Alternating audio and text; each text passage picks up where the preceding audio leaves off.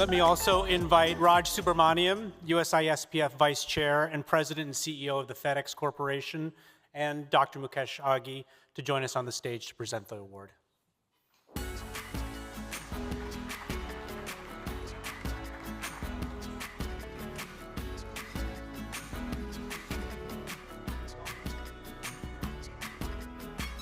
Of course, we'd like to have John back up too.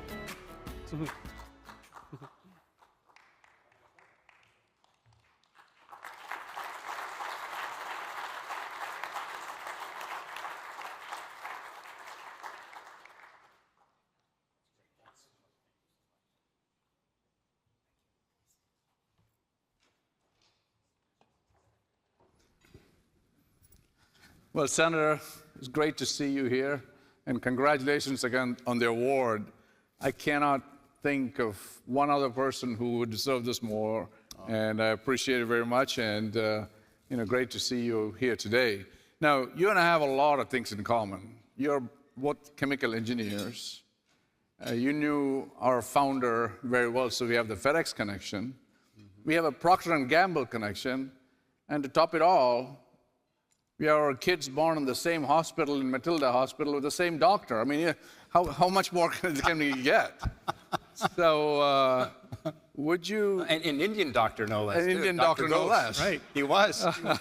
So with that, would you just talk a little bit about what really got you to China at a very young age in Guangzhou, and how that shaped your thinking about the world so many years ago? Well, Raj, first of all, thank you. And John Chambers, that would make my mother blush, what you shared tonight. So those are very, very kind words, John. Thank you. Well, I'm not sure how we ended up in China. That was quite an experience. I had been working in the States for 7 years. Cindy and I were married. We had an 18-month-old little boy, David, and a 3-month-old little girl, Annie. And I was at my desk one day after being with P&G 7 years. I was managing operations. P&G had a program where they took engineers they recruited from campus and looked for engineers who also were involved in leadership activities on campus, people skills, and that was their secret sauce for entry-level management. I remember when I started with P&G, I was 21 years old. I was given a team of 30 people. Most of them had worked for the company longer than I'd been alive, and I didn't know anything. And so you just jump into that and you have to learn. But P&G is famous for its development of people to promote from within an organization.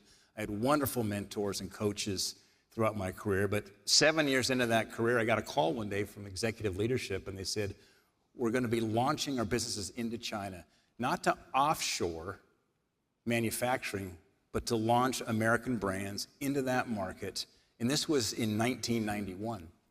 China at that time was about a $500 billion economy.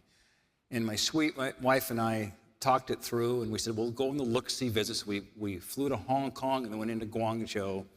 And we said, yes, we'll do this. So we moved the family in January of '92 into Guangzhou with 2 little kids. I remember the first thing you do at P&G is you got to go build a team. So we were the first non-state-owned enterprise allowed to recruit on the campuses across China. So we went to all the universities. P&G was given that privilege because we had a great relationship then with the government. And we had a respect. And they knew we had a lot to offer China by the transfer of technology. In this case, it was going to be management processes, strategic planning processes, how to coach and develop people, meritocracy-type reward systems, and so forth. So I remember I went to Zhejiang University in Hangzhou. Now, I'd been up in Tsinghua University in Beijing, Beijing University, interviewing these Chinese students who had never done an interview with a U.S. company. And they were very, very humble. It was hard to draw out information from them. We had to kind of pull it out of them. These are some of the top students in China at the top universities. But I remember I went to Hangzhou, Zhejiang University, and when you walked on the campus, I think I felt like Taylor Swift.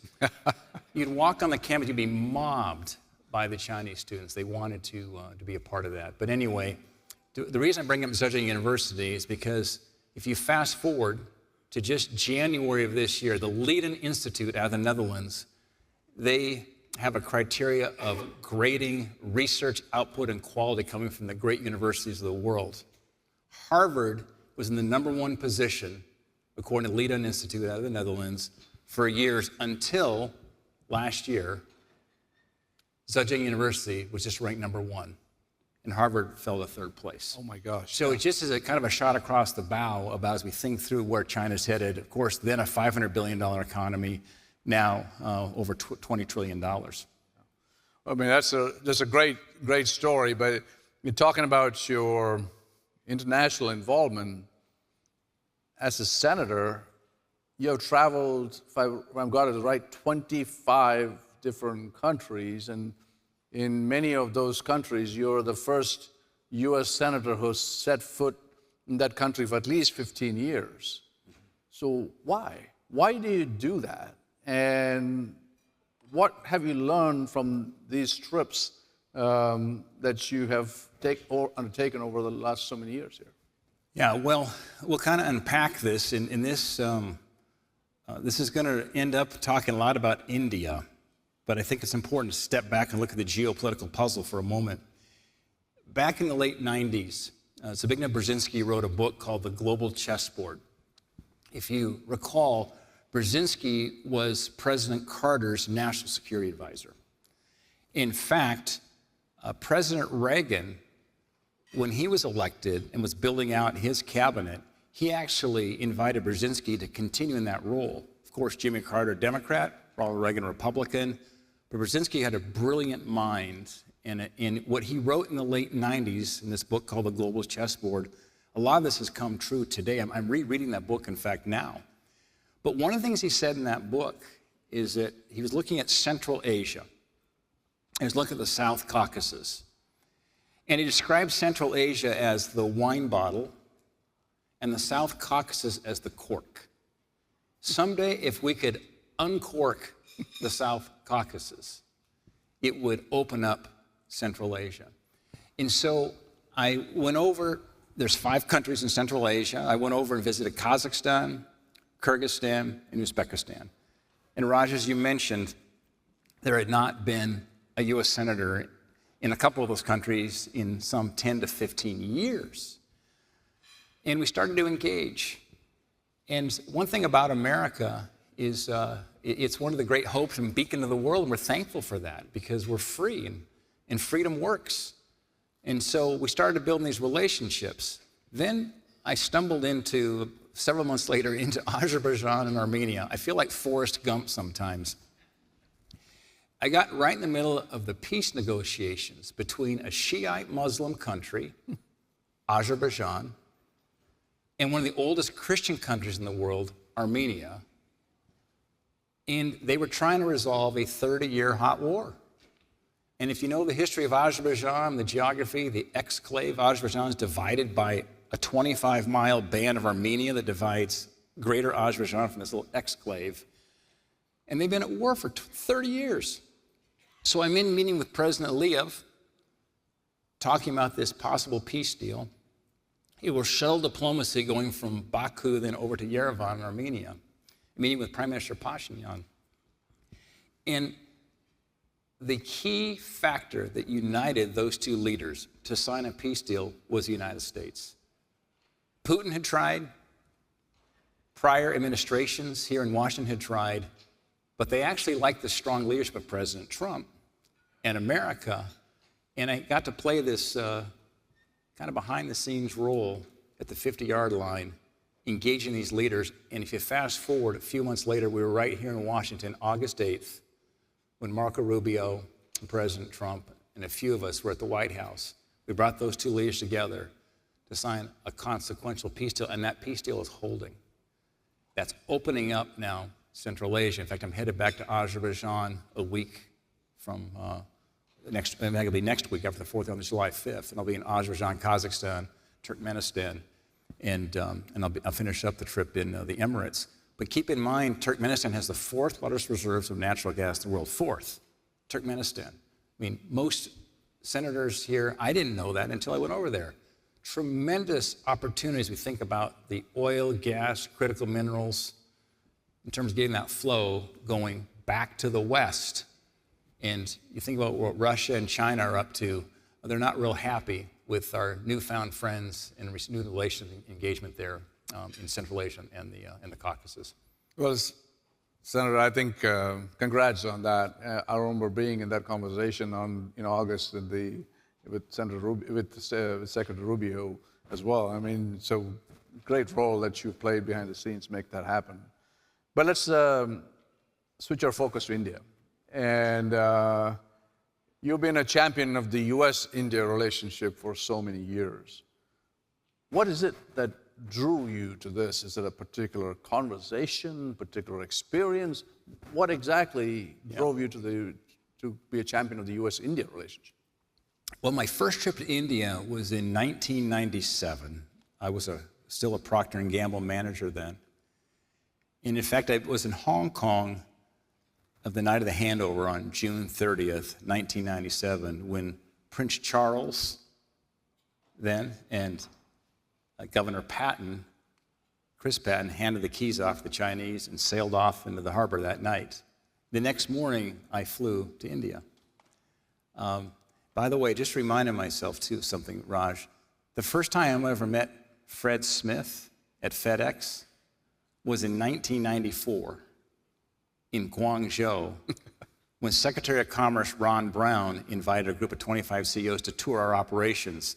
And I still have this picture there of that group with Ron Brown. So Raj, when you were in Hong Kong with your kids and I'm in Guangzhou with my kids, never in a million years did we ever think we'd be up here together. But that was the first time I met Fred Smith. But so it was 1997. I made 4 subsequent trips, 2 before I came to the Senate, and then 2 while I was senator.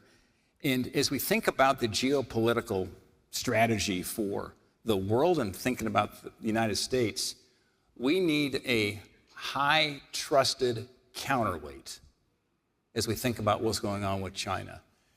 And it's very clear to me, as I will tell anybody who listens to me, when I travel to China, this phone does not go to Beijing with me. It stays on my desk in Washington, D.C. When I travel to Delhi or anywhere in India, this phone is with me. Mm-hmm. And that's just a small example of a highly trusted ally and friend that I can't do that when I go to China. And I've made multiple trips to China. It's an important relationship. It's too big to fail. Raj and I have spent some time talking about China. The 2 largest economies in the world, 42% of the world's GDP, 2 largest militaries. We can't disengage from China. We need to engage. We need to de-risk, but we need to engage. But it begs the question, so what are we going to do proactively as we think about strategic partnerships and opportunities? And there's only one country in the world that can match the size and scale of China's innovation ecosystem, and it's India working with the United States. Just looking at STEM grads, do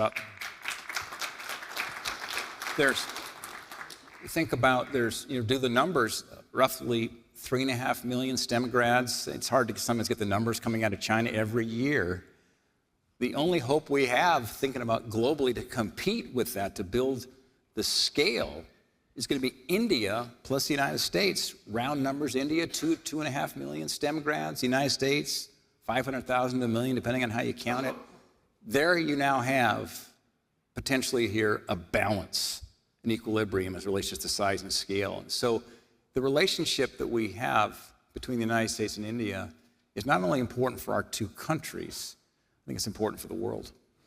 So let's talk about what's next. In this relationship, what are the most untapped opportunities? And in fact, if we were talking to some of the young lawmakers who are here, what would you advise them on this U.S.-India relationship?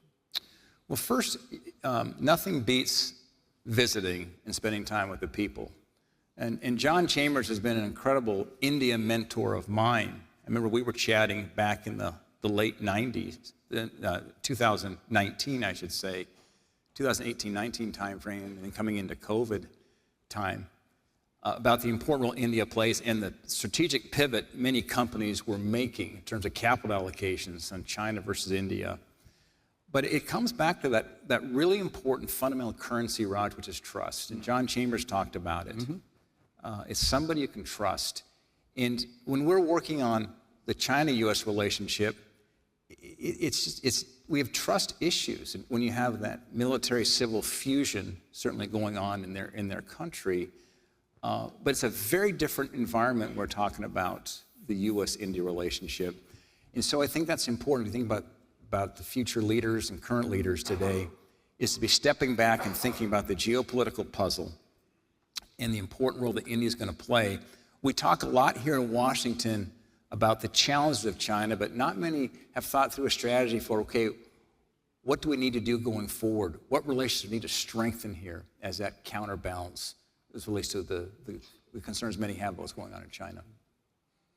Now, you also now announced that after such a distinguished career in public service that you're going to hang the hat up here, sadly for all of us. But what does life look for Steve Daines post the Senate here, and how do you see that unfolding as we go forward here? Well, John said it's 7 grandchildren right there, so that's the start. And that's something that's changed in our lives in the last 6 years. You know, I had to call President Trump and tell him about our decision. We're going to retire. And before I had that conversation with the president, I went to the West Wing and met with Susie Wiles. And Susie closed the door, just the two of us, and she didn't know what I was coming to tell her about. And I started to talk to her about it. I started to get choked up. It's bittersweet. I have so many tremendous friends and colleagues, and we've been through so many great battles here in Washington, and it's been a wonderful time. So it's not because we've had 14 years of where you're burned out or tired or bitter. None of that. Our hearts are full, and it's been an amazing, fulfilling 14 years. But as I explained this to Susie, I'd cut a little video, because I noticed when senators retire, typically they'll shoot a little 2-minute video around why they're leaving. So I thought, well, I better do that, because I'm doing it. So I went out in my barley field in Montana, had my Carhartt jacket, my ball cap. I loaded the tailgate of my pickup, put a little selfie stick up there with my camera, and I filmed a 1-minute, 40-second video explaining our decision. So I showed it to Susie. We sat next to each other watching that. We get done with the video. I've got tears rolling down my cheeks. She's got tears rolling down her cheeks. And I'm just telling you, it's not an easy thing to do, because we're leaving at a time when I think things are in good place from a career viewpoint. But then I said, how do I tell the president this, Susie? He says, I'll prepare him for this, Steve, but we'll set up a phone call. And I wasn't sure how the president was going to react. And he was just not long after the war in Iran had started. I knew he had a lot to do. We had a 30-minute conversation on the phone, Raj. It was the most endearing conversation I've ever had with the president.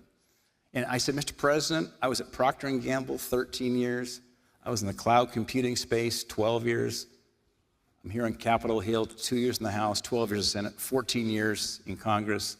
I said, I'm kind of a 12 to 14-year guy, kind of like a cicada. And it's time to move on and do the next thing. And he completely understood that, respected it, and it was a great conversation. Yeah. Well, how about that? Well, Steve, thank you very much for your leadership. Thank you very much for flying the flag of the international relationship. Thank you very much for flying the U.S.-India relationship. I know how much you've done, and I hope that we can count on you for future building of the U.S.-Indian relationship, whatever role that you decide. Well, I told, my wife and I have decided too, and she's always up for more adventure. Cindy's great. She's the one who gave birth. Our 2 youngest were born in Matilda Hospital there in Hong Kong. In fact, our youngest son, Michael, who's now 31, he's a mechanical engineer and he's a scratch golfer and a wonderful young man. He's getting married in August. Be our 4th and final kid getting married off, so we'll have more grandchildren potential. But Michael came to me one day when he's about 16 years old, and he said, Dad, I want to get a tattoo. I said, I'm a Procter & Gamble guy. I thought, a tattoo, how's this going to go in the interview? And I thought, well, let's make sure we put it in a discreet place. I said, where would you put this tattoo? And of course, Michael was born in the same hospital where Roz's children were born, Matilda in Hong Kong. He said, on the bottom of my foot, I thought, well, maybe that'll teach you a lesson. You'll never have another tattoo in your life. It'll be so painful. And he said to me, well, Dad, you didn't ask me what I was going to say. I said, well, I'm really curious. What will that tattoo say? And Michael said, made in China. That was good. So we are always up for an adventure. As I've said, we're not going to retire. We're going to repurpose and probably stay engaged in the private sector. There's so much going on in the world. We're passionate about these global issues, passionate about what's going on in India. Let me say this last point. It was an Indian doctor that saved my father's life at MD Anderson, and I'm thankful for that.